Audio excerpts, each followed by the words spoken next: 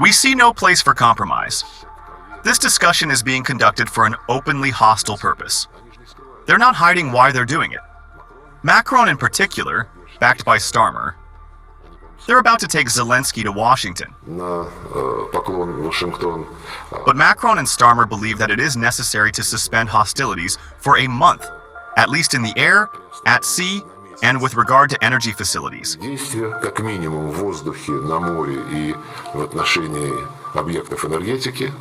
And during that month, deploy troops there in parallel with negotiating peace terms.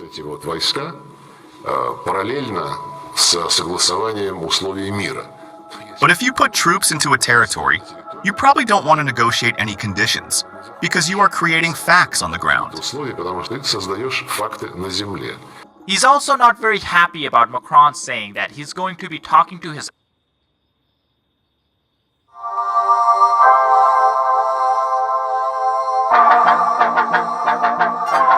Hi, I am Adam. allies about sharing the nuclear shield.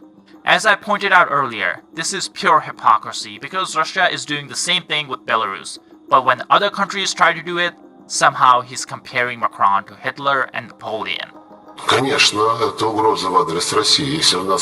Of course, this is a threat to Russia. If they consider us a threat, they will gather a meeting of the heads of general staff of European countries, Britain, and say that it is necessary to use a nuclear weapon, to prepare to use a nuclear weapon against Russia. This is, of course, a threat. In addition to their predecessors, who also wanted to fight against Russia, to fight Napoleon, Hitler, and Macron. Not very elegant, because they said, we need to win Russia. We need to win Russia. He wants the same, but he says, we need to fight in Russia so that it doesn't defeat France, so that Russia creates the threat of France and Europe. You know, he wants to... Macron. Periodically declares so proudly that he will call Putin. Will definitely talk to him. He has that capability no one, as they say, prohibits. On the contrary, the president constantly emphasizes his openness with contact with all his colleagues. This rhetoric that Lavrov is using is straight out of Kremlin's playbook. Deflect, distort, demonize, but never take up any responsibilities. In fact, it was Russia who first shared its nuclear arsenal with Belarus, a non-nuclear country. That's an escalation in itself. He's putting nukes in hands of a dictator who's not so stable. At the end of the day, Russia doesn't care if the world is a safer place or not. Russia actually doesn't even want the world to be a safer place, because Putin's whole goal is to rebuild the Soviet Empire. According to him, the worst tragedy in 20th century was the fall of the Soviet Union. It was not World War I, it was not World War II, it was not Stalin killing 20 million Russians. It was the fall of the Soviet Communist Empire. That tells us a lot about how Putin thinks and what his goals are. He does not care how many people die. He does not care how many Ukrainians, how many Russians die. He wants to go down in history as someone who fixes, who rebuilds the Soviet Empire. And that's exactly why the Kremlin TV, the Kremlin media that gets its talking points straight from Putin, is very happy with the news that Trump is pausing aid, pausing intelligence sharing with Ukraine. Let's listen. So news from America that the Trump administration is pausing aid to Ukraine will have come as no surprise to Izvestia. Its headline this morning, they're shutting shop.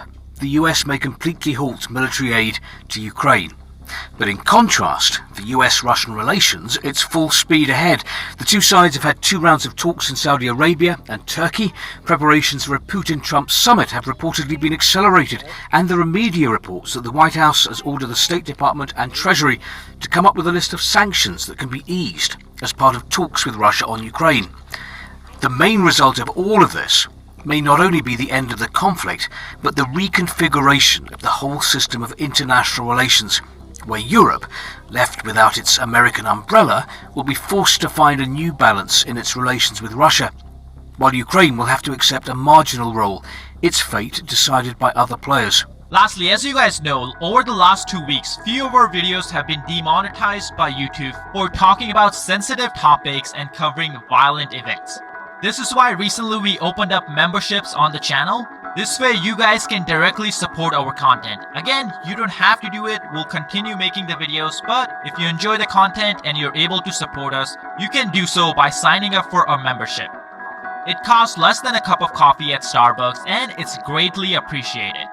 Over 50,000 Russian troops have gone missing on the front lines, and the government is keeping quiet about it.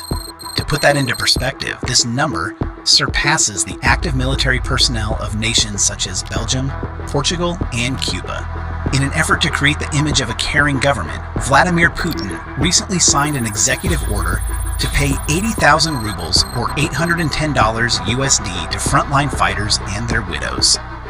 This gesture feels like a PR stunt, considering a large batch of said fighters are missing and will never receive their compensation. This leaves room to wonder, is this just another attempt by Moscow to cover up its blunders? The fate of these missing troops remains unclear.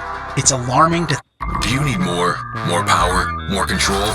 Then you need VPS hosting from Hostinger.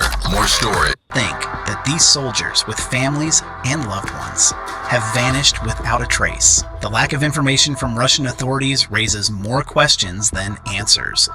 What's really happening to these troops? Are they prisoners of war, or have they deserted? Why isn't the world talking about this more? To solve this problem and help many desperate Russian families, Ukraine launched the I Want to Find initiative. It is a project created to help Russian families find missing soldiers lost during the ongoing war. It is part of a larger program called I Want to Live, which aims to help Russian soldiers safely surrender. Many Russian soldiers are reported missing due to the high number of casualties in the conflict. While Russia officially reports nearly 100,000 soldiers killed, independent sources like the BBC and Media Zona estimate the death toll could be as high as 400,000. At the time of writing, Ukraine's general staff claims that almost 823,980 Russian soldiers have been killed, wounded, or gone missing since this deadly war began. Behind these numbers are families desperately searching for answers, but the Russian government has not provided any help. The I Want to Find project offers a way for these families to try and locate their loved ones.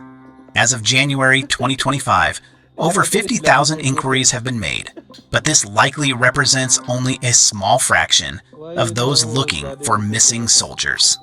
Bohdan Okremenko, who leads the project, believes the true number of missing soldiers is probably much higher. Okremenko said in a chilling statement, "Many remain scattered in Ukrainian fields. Their remains carried off by stray animals. Russia shows no interest in identifying them." These words cut to the core of the issue. Moscow's refusal to acknowledge the full scale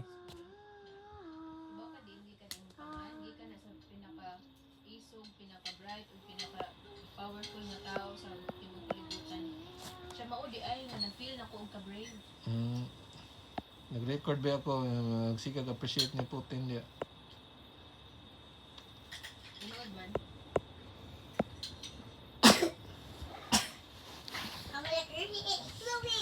Hot?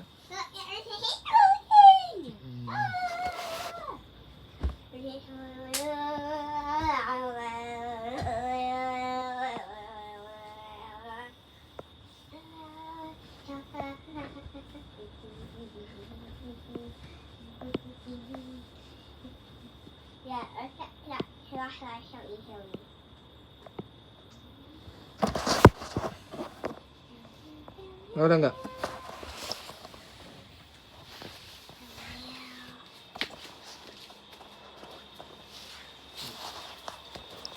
Saan?